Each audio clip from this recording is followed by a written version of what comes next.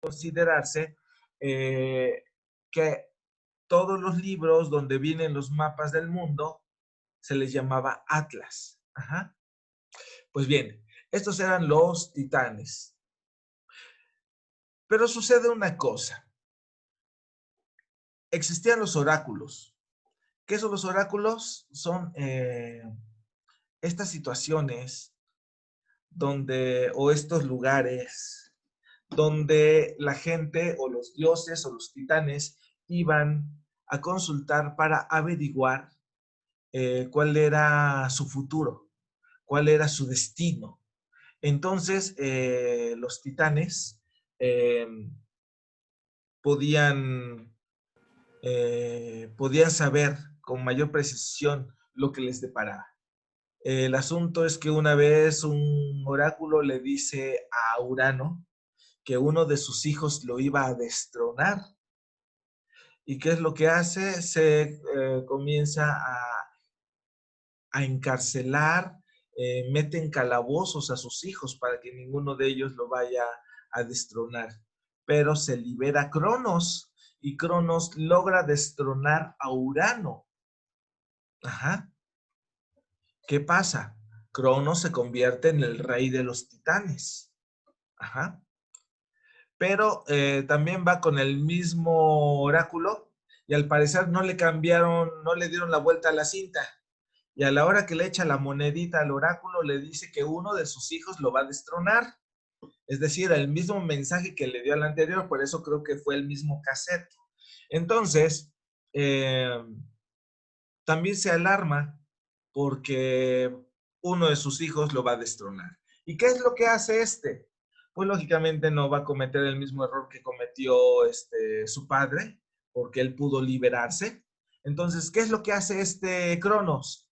Se empieza a comer a sus hijos y se los come de un solo bocado. No los mastica, se los pasa enteritos. Así nace Hera y se la traga. Nace Hera, no, Hera nace Demeter y se la traga. Nace Poseidón y se lo traga. Nace Hades y se lo traga. Y cuando nace Zeus, su mamá, harta de que su señor esposo se esté comiendo a la progenie, le da una piedra envuelta en los pañales del niño y entonces el tipo se lo traga sin ver que no iba un niño envuelto en esos pañales, sino una piedra. Y entonces este tipo, este titán, da por terminada su digestión, mejor dicho, su dieta de hijos. Decía, me comí a todos mis hijos, ya no hay nadie que me destrone, pero Zeus está fuera de él. Y por lo tanto, él es criado en secreto por Centaurus y sabe cuál es su destino. Y cuando ha alcanzado la fortaleza, cuando ha alcanzado su plenitud, su madurez, decide tomar el trono. ¿Cómo le hace? Pues va, libera a los titanes y una vez que libera a los titanes, porque el único que se liberó aquella vez fue Cronos y liberó a Rea para poder desposarse y tener descendencia con ella. Entonces él libera a los demás titanes y cuando los libera logran destronar por fin a Cronos y le abre la panza a Cronos y de ahí salen todos sus hermanos de Zeus. Y entonces dice, ok, nos vamos a repartir el cielo porque no quiero que ninguno de ustedes vaya a querer destronarme a mí. Entonces, ¿qué es lo que vamos a hacer? Le dice, mira, Demeter, tú te quedas te vas a encargar de la fertilidad de la tierra. Y tú vas a ser de alguna forma la señora de la tierra, de la vegetación, de la naturaleza. Le dice a Poseidón, tú vas a ser el señor de los mares. Le dice a Hera, tú vas a ser mi esposa, así que pues ya tienes el reino ganado porque yo soy el mero mero del Olimpo y como soy el mero mero del Olimpo, tú vas a ser la señora del mero mero del Olimpo, ¿qué más quieres? Así de gacho, así de machista. Y de repente dice, ve a Hades y le dice, tú también, a ti qué te daré, qué te daré. Y dice, bueno, pues tú te vas al inframundo. y le da el inframundo. Y ya por último queda Vesta, o Hestia, mejor dicho, Hestia con H. Dice, tú te vas a encargar de los hogares, tú vas a ser la señora de los hogares, y a ti te van a consagrar el fuego del hogar. Y es así como, bien mañosamente, Zeus reparte la creación a sus hermanos. Y él se queda, por supuesto, con el Olimpo, con el trono de ser el señor de los dioses. Y así se va cada uno a gobernar la parte que le tocó. Sabemos que Zeus tuvo muchas aventurillas con diosas, con humanos, con seres humanos también. Entonces, es larga la descendencia de Zeus, es larga la descendencia de otros dioses. Y de esas descendencias es todo el árbol genealógico de lo que sería eh, el panteón grecolatino. Cuando digo panteón, me estoy refiriendo justamente a todos los dioses, porque el prefijo pan significa todo. Ajá. Cuando yo digo Pancracio, se divide en pan y kratos, significa todo el poder. Eso es lo que significa Pancracio, todo el poder. Y cuando digo panteón, digo todos los dioses. Así que los panteones en la antigüedad eran lugares dedicados a estas deidades, a estos entes poderosos en los que creían los hombres de esa antigüedad. Entonces, así es como se genera el panteón griego. Y de este panteón griego surgen muchas historias muy interesantes que de alguna u otra manera están expresando los deseos, las pasiones y las equivocaciones de los seres humanos, porque al fin y al cabo, estas creaciones, estos dioses, no son más que las creaciones o las metaforizaciones del pensamiento y las pasiones humanas. Y gracias a las historias mitológicas, podemos entender el pensamiento del hombre de esta época.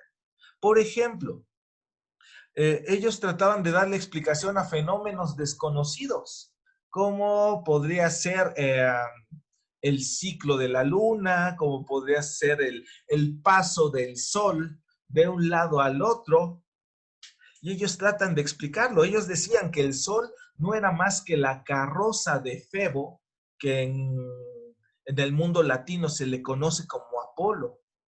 Entonces, Febo se montaba en su carroza, él era el encargado del sol y por lo tanto esa carroza era el sol e iba surcando de un lado al otro en la bóveda celeste. Ajá. Y así, por eso decían que el sol se movía, porque iba montado en un carro y el carro se movía de un lado a otro y esa era la tarea. Después, eh, su hermana Selene, algunos le llaman Selene, otros le llaman Artemisa, era la encargada de la carroza de la luna. Y entonces también salía por el horizonte y también describía un arco en la bóveda celeste. Entonces, Febo y Artemisa, hermanos, eran encargados de transportar los astros de un lado para otro. Y hay historias mucho más interesantes, como por ejemplo, Febo también tenía sus que veres de vez en cuando con humanas y se enamora de una humana. Y lógicamente cuando los dioses se enamoran de las humanas, no se ponen condón. Y entonces las humanas quedan embarazadas, dando origen a semidioses, dando origen a héroes, etcétera, etcétera. En este caso nace un chico que se llama Faetón. Faetón va a la escuela, va al aprendizaje y como su mamá le dice desde muy pequeñito que él es hijo del dios Febo, se la pasa diciéndole a sus compañeros que él es hijo del dios Febo y sus compañeros se la pasan burlándose de él. Sus compañeros le hacen un bullying marca llorarás porque no le creen para nada que sea hijo de Febo. Y entonces un día desconsolado, Febo escucha el llanto de su hijo preadolescente le dice, y sube a ver qué es lo que necesita su hijo. ¿Qué es lo que quieres? ¿Qué es lo que necesitas? Y entonces es cuando le dice Faetón, es que no me creen que eres mi padre. Y se indigna tanto Febo que dice, por las parcas, pídeme lo que quieras y yo te lo voy a cumplir. Cuando se juraba por las parcas era un juramento inquebrantable. Y el chico era adolescente. Así que, ¿qué podía salir mal? Pues bien, dice, sí, claro, quiero que me lleves al Olimpo y quiero que me prestes la carroza del sol. No, ¿cómo crees? Eso es lo que quiero y tú lo juraste, así que ahora me la prestas. Y pues ni modo, le tiene que cumplir. Y le presta la carroza del sol. ¿Qué pasa? Lógicamente, el peso de Febo era uno. Y los caballos de la carroza, al sentir que quien va sosteniendo las riendas no las sostiene de la misma forma, ni es el peso de la misma persona, porque la carroza solamente era para una persona, no podía ir Febo montado, solamente Faetón. Entonces los caballos ¿cómo se llama? Se desbocan. Y entonces, imagínense ustedes la, la carroza. De repente va por acá y de repente se empieza a ir a precipitar hacia la tierra. Y se acerca tanto que quema a las personas hasta que viendo que si Faetón continúa sosteniendo las riendas, va a quemar por completo a la tierra. ¿Qué es lo que hace Zeus? Le manda un rayo a Faetón y lo fulmina. Cae de la carroza, se estrella en el suelo completamente muerto y fulminado por el rayo y por la caída. Entonces, Febo va a llorar el cadáver de su hijo, pero después retoma las riendas de la carroza del sol y la regresa al nivel al que tendría que estar. Y es así como los griegos explican por qué existen la gente negra. Porque la gente negra fueron aquellos que se quemaron cuando el sol se acercó demasiado a la tierra. Es una explicación de no entendían por qué había estas diferencias en los colores. Y entonces dicen, bueno, es que son negros porque se quemaron. ¿Ok? Otra historia bastante interesante es la historia de Demeter y Perseforné. Perseforné es la hija de Demeter, una muchacha muy bonita, una muchacha muy jovial, una muchacha virginal al fin y al cabo. Ajá. Y esta muchacha, pues lógicamente tenía voz bonita, tenía pies bonitos, tenía nariz bonita, todo era bonito. Entonces era el tesoro de la mamá de Demeter. Recuerden que Demeter era la encargada de la fertilidad en la tierra. Un día, Perseforné estaba jugando con la naturaleza, con los animalitos, en un bosque, en un pradito. Pero estaba haciendo mucho ruido. Y ese ruido llegó a los oídos de Hades. ¿Quién es Hades? Su tío. Ajá. Pero no la conocía, porque pues al fin y al cabo los dioses no se interesaban por la vida de los hermanos. Entonces, pues quiere ver quién está haciendo tanto escándalo en la tierra y se asoma. Y cuando ve la figura de Perseforné, queda inmediatamente prendado de ella, se enamora de ella. Y como buen dios del inframundo, va y pide la mano de Perseforné. No, no se usaba eso, se la roba, porque en esa época se robaban a las muchachas, ¿no? Y se la roba. Pasa el tiempo y Demeter no ve que su hija se acerque, ya no escucha a su hija, entonces empieza a alarmar, empieza a buscar a su hija donde la vio por última vez y no está ahí. Y solamente hay algunos objetos de la muchacha tirados. Y empieza a preguntar, a preguntar, a preguntar, hasta que alguien con mucho temor le dice, tengo miedo por lo que pueda suceder, pero yo sé quién se llevó a tu hija. Se la llevó tu hermano Hades. Se la llevó allá al inframundo. Y entonces se va en friega para el inframundo. Y le dice, te exijo que me regreses a mi hija. Dice, hay un pequeño problema. Sé que tienes derecho a tu hija, porque es tu hija, pero antes de que llegaras, tu hija, yo me desposé con tu hija. Y es una ley de que también me pertenece porque ahora es mi consorte. Entonces, ya no podía quitársela a Hades. ¿Qué fue lo que sucedió? Pero puede suceder lo siguiente. Las parcas ya saben que el destino de Persephone está atado al mío porque soy su esposo. Pero podemos hacer lo siguiente. Como es tu hija, puedes tenerla 6 meses contigo. Pero como es mi esposa, los otros 6 meses del año regresará aquí al inframundo. Es por eso, según los griegos, que durante los 6 meses que está Persephone con Demeter, todo florece, todo es fértil, y a ese periodo se le llama verano. Pero los 6 meses que regresa con Hades y se deprime Demeter y no hace nada y deja que todo se seque, a ese periodo se le llama invierno. Y así es como explican las estaciones los griegos. ¿Ok? Ahora bien, hay otras historias y son historias que interesan más porque tienen que ver con la psicología. Ajá. Por ejemplo, está la historia de Edipo de Tebas. Este muchacho que cuando era joven va otra vez al mendigo oráculo de Delfos y le dice el oráculo, tú vas a matar a tu padre y vas a fornicar con tu madre. Y lógicamente que se súper escandaliza y dice, no, no, no, no, yo no puedo hacer eso. Es inevitable. Pues no lo voy a hacer. Pues es inevitable. Pues no lo hago. Y ¿sabes qué? Me voy de aquí para no tener que matar a mi papá y no tener que fornicar con mi mamá.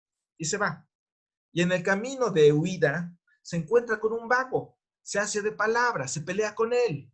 Y en este forcejeo avienta al vago y el vago se pega con una piedra y se muere el vago. Continúa su camino de escapada y llega a una ciudad, la ciudad de Tebas. Esta ciudad de Tebas estaba asolada por una bestia llamada la Esfinge. Y la reina de Tebas había ofrecido que se iba a casar con aquel héroe que pudiera liberar a la ciudad de esa calamidad. Y entonces dice, pues yo quiero probar suerte. La Esfinge tenía un juego perverso. Decía, te voy a decir un acertijo. Si tú puedes darme la respuesta del acertijo, yo dejo la ciudad. Si no me la das, yo te como. Y así habían pasado muchos aventureros que no habían podido dar con la respuesta y que se los había comido la esfinge. Y Edipo dice, pues voy a ver. Y entonces va y le dice a la esfinge que quiere resolver el acertijo y entonces la esfinge le dice el acertijo, que es este. ¿Cuál es aquel animal que en la mañana camina en 4 patas?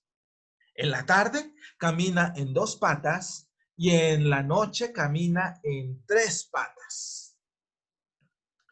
Imagínense ustedes que están ante la esfinge. Ajá. Y que les acaba de hacer este dilema, les acaba de decir el dilema, formular el acertijo. Y si no lo contestan bien, la esfinge se las va a comer, se los va a comer, ¿va? Intenten una respuesta, pero solamente pueden responder los que no se la saben, ¿sí? Porque los que se la saben, ¿para qué lo van a decir? Ahorita me lo dicen. Bien, entonces los que no se la saben, intenten responder. No, no, no. Bueno, los que se la saben no responden porque ya se los prohibí. Y los que no se la saben no responden porque no se la saben. Pero a ver, se los vuelvo a plantear. ¿Cuál es el animal que en la mañana camina en 4 patas? En la tarde camina en 2 patas y en la noche camina en 3 patas. A ver, ¿quién intenta? ¿Nadie? ¿Nadie? Profe, A ver, dime, Felipe. no estoy muy seguro, o sea, no recuerdo, pero creo que tengo una respuesta. A ver. Creo que uno de ellos, no recuerdo el nombre, respondió que era el hombre. Ajá. Edipo es el que respondió que era el hombre, justamente. Ajá. Y todos los que ya se lo sabían, pues lógicamente están de acuerdo con esta parte, con esto que dices. Es el hombre. ¿Por qué? Porque en la mañana, es decir, en su infancia, camina en 4 patas, porque gatea. En la tarde, es decir, su madurez, camina en 2 patas porque nos volvemos bípedos. Ajá. Y en la noche, es decir, la vejez, 3 patas porque utilizamos bastón. Ajá. Entonces es el hombre. Al oír la esfinge la respuesta de Edipo, se enoja de tal manera que se avienta contra los riscos y se estrella con ellos y se mata y la ciudad queda libre de la calamidad de la esfinge. Y fiel a su promesa, la reina de Tebas se casa con el joven que ha liberado a la ciudad. Se casan, son felices, se agarran mucho cariño y de ese cariño tienen hijos. Y de repente dice, voy a regresar, ya cuando es un poco grande, ya más maduro Edipo, voy a regresar a mi ciudad de origen y voy a decirle al oráculo que se equivocó. Llega el oráculo de Delfos y entonces el oráculo le dice que veo que se ha cumplido la predicción. ¿Cómo que se ha cumplido la predicción? Sí, claro, mataste a tu padre, que era ese vago con el que te encontraste al salir de la ciudad, porque tú no eras hijo de estos reyes. A ti estos reyes te robaron. Tú eras hijo de aquellos otros reyes. El vago que te encontraste fue el rey de Tebas enloquecido. Ajá. Lógicamente, llegaste a Tebas, donde la reina, tu madre, había prometido casarse con aquel que liberara la ciudad, y a ti se te ocurrió liberar a la ciudad, así que se casó contigo y has procreado con ella, has fornicado con tu madre, por lo tanto, se cumplió. ¿Qué es lo que hace Edipo? Se saca los ojos en ese momento. No es capaz de ver que ha cometido una atrocidad. Uh-huh. Esto nos lo dice Eurípides en su tragedia griega. Y de ahí retoma Sigmund Freud para formular su complejo de Edipo. Ajá. Y el complejo de Edipo consiste fundamentalmente, o la manera más fácil de enunciarlo es, el niño va a empezar a tener una preferencia sexual hacia su madre, hacia el progenitor del sexo opuesto, y va a sentir una rivalidad con el progenitor del mismo sexo. Ajá. Si es niño, deseará a su madre y será rival de su padre. Si es niña, deseará a su padre y será rival de su madre. Y eso es el complejo de Edipo. Hay alguien que trató de decir, bueno, para que esté parejo el asunto, vamos a llamarle al complejo de Edipo femenino, le vamos a llamar complejo de Electra, pero no es así. El complejo de Electra es completamente diferente porque la tragedia de Electra es una mujer que vio cómo su madre asesinaba a su padre en complicidad con el amante y escapa con el hermano pequeño. Y desde que se escapa con el hermano pequeño, empieza a generar odio en el hermano pequeño hacia la madre y hacia el amante, que son los asesinos del papá. Y cuando el hermano pequeño crece, se vuelve fuerte, les dice, tienes que cumplir, tienes que vengar a nuestro padre, tienes que matar a nuestra madre y a su amante. Y entonces regresa Orestes y mata a su padre, a su madre y al amante de su madre, que en ese entonces ya era su esposo. Y entonces Electra ve cumplida su venganza. No tiene que ver con lo que sucede entre los niños, que la niña no quiere estar con la mamá y la niña quiere tener toda la atención del papá y el niño quiere tener toda la atención de la mamá y quiere que el papá se vaya, que es así como se presenta en la infancia. Entonces, tiene mucho más que ver con la tragedia de Edipo que con la tragedia de Electra. Ajá. Y todavía hay bastantes historias que quiero contarles. Bueno, no, por lo menos otras 2 historias que quiero contarles. Pero ahorita esto ya se termina. Nos queda 1 minuto o menos de 1 minuto. El asunto está en que, ¿recuerdan que les dejé una tarea para plataforma? ¿Sí recuerdan? Ok, bien. Sí, profe. Se va a entregar para el día martes en la noche. Ajá. Para que el miércoles ya esté revisada y si me da tiempo se las comento, si no, la comentamos aquí en clase, su tarea, ¿ok? Profe, ¿me recuerda la tarea, por favor? Déjame ver. Vámonos directamente aquí. La tarea, si no mal recuerdo, porque en una de esas, vamos, déjame la historia de la psicología.